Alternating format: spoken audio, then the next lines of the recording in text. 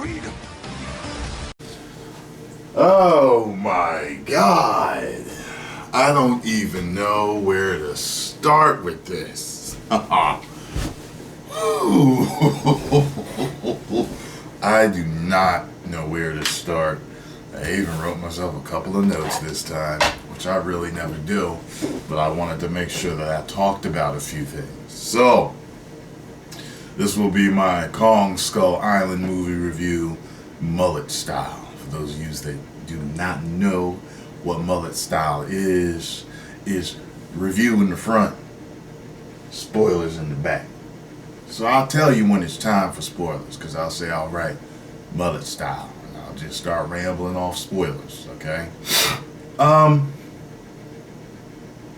gotta say that I went into this movie not knowing what to expect. I remember the last King Kong movie, and I didn't care for it at all.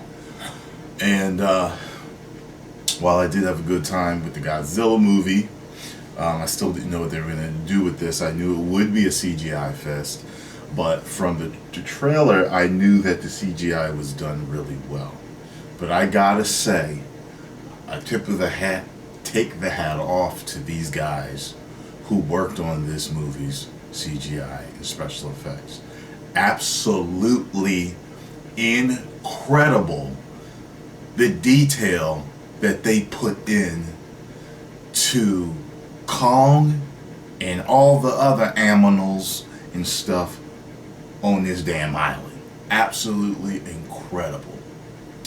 I gotta say also that I was glad that, and this is kind of shooting forward, but I was glad that there was not a weird like love affair of King Kong with the chick.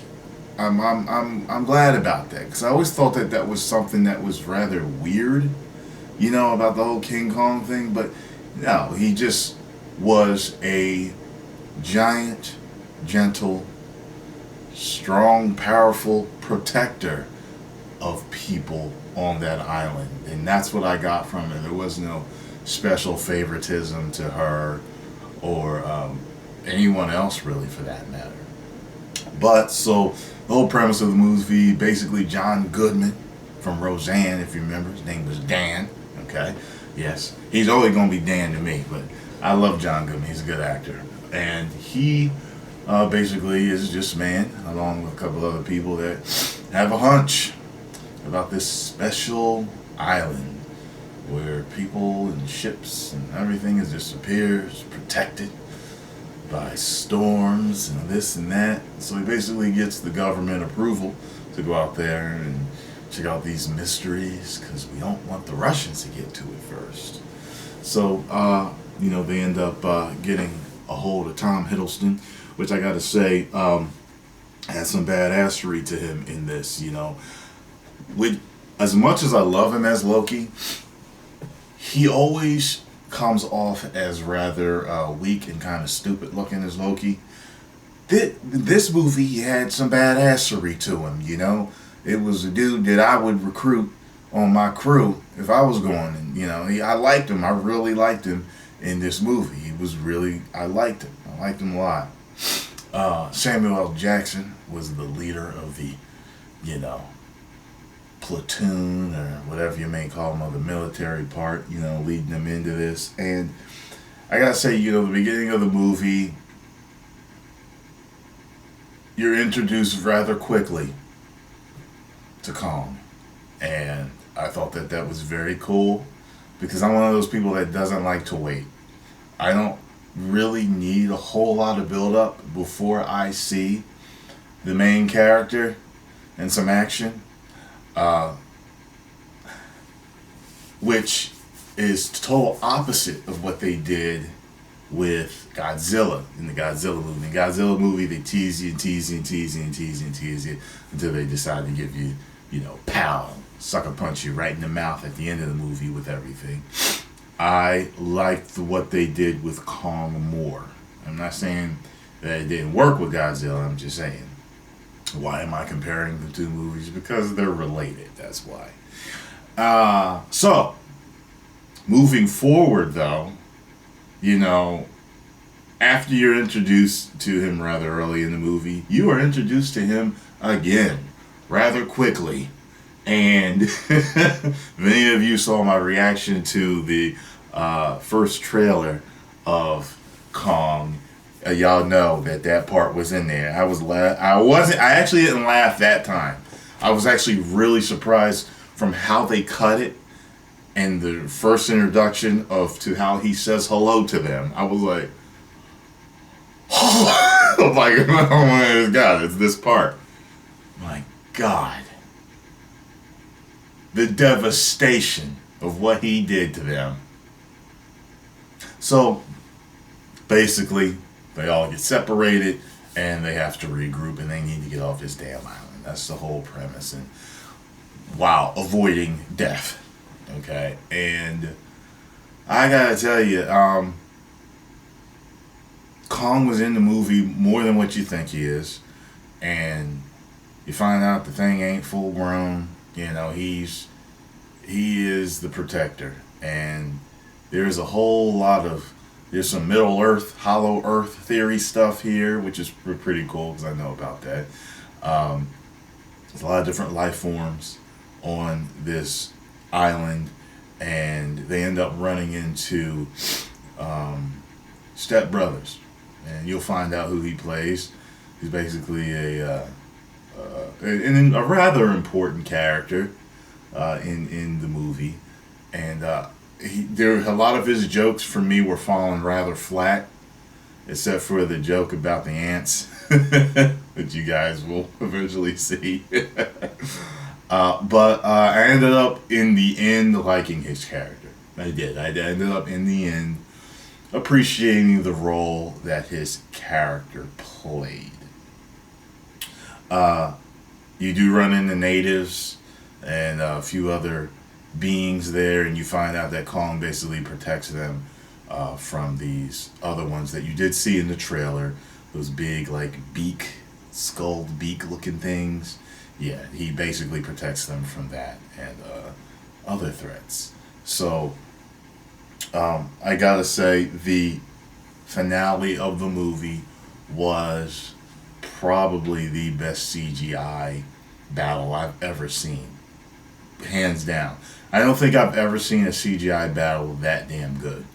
You know, because when you're working at that scale, you know, I'm not talking about Megatron and Optimus Prime type stuff. It's a much huger scale, you know, and it was just like the amount of detail in what they did. And you know, in the fights, when Kong was in these fights, certain moves, like you know, when he's doing, you seen it in the previews, these, you know, punches and stuff. Like some of the way the fights were choreographed, sometimes I'm like, wow, it's almost like they threw certain martial arts moves in here. And then at the end, didn't it kind of look like Kong was using like a Shaolin type weapon? You know what I'm saying? So, hands down, man, this movie was damn good. It had a couple of parts that, you know, that kind of slower that I didn't really, but, you know, all in all, it was a damn good movie. Samuel L. Jackson ends up being a character you might not have thought he would have been, and he played that to the T, and it was a good movie, man. It was a good movie. Very good. I'm going to definitely have to get that on Blu-ray, as Jeremy Johns would say. But I'm going to give this movie just what I gave Logan. 4.5 out of 5. Woos! Alright? Yes. Mullet style. Where do I start? Let me get my notes here, okay? So I really loved how they introduced Kong to you right in the beginning.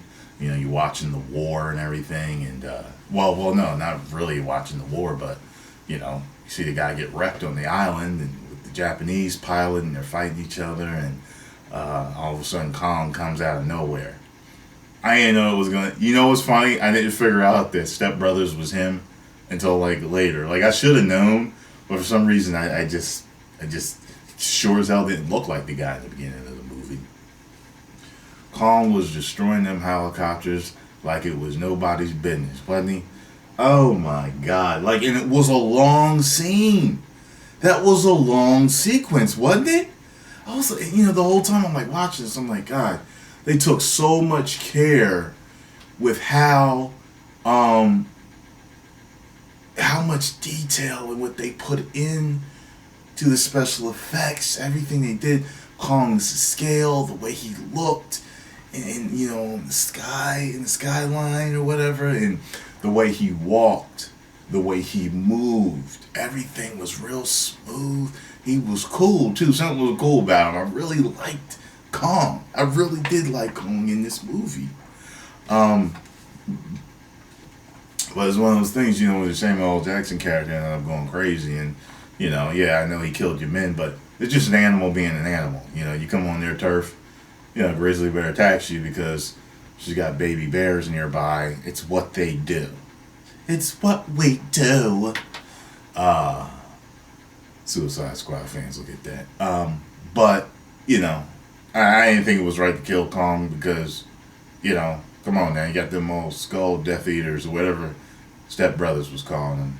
And I know right now there's Step Brothers fans saying, his name is this, it's not Step Brothers. It's funny how people come and whine about shit like that. He's Step Brothers to me, as far as I'm concerned.